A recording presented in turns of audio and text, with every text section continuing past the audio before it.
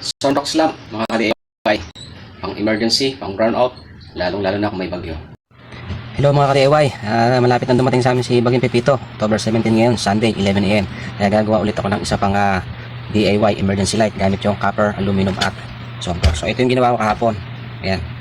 So sabi ko sa inyo, gagawa ako ng may USB lamp na ganito. So basic na basic lang po ito. Kahit elementary, kayang gawin po ito. Yung aluminum, electrode natin, saka yung copper, yung positive electrode.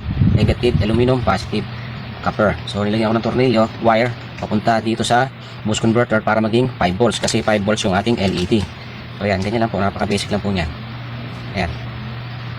So stainless ang ginamit ng tornilyo para hindi magkaroon ng corrosion, para tumagal. Okay, so ito, tatagal po ito ng 3 to 7 days. Depende sa paggamit nyo every night. Pag naubos yung bisa ng sunrox, itong chlorine, tatapon lang yung dating laman, then lalagyan ulit, gagana ulit. Hanggat makapal po itong aluminum at copper, magagamit po ito ng paulit-ulit. So lalagyan ko na ng chlorine, sunrox.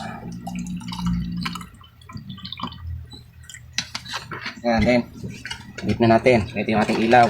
So pidutin ko muna, baka sabihin nyo may baterya. So ayan. Ayan mga ka-DIY.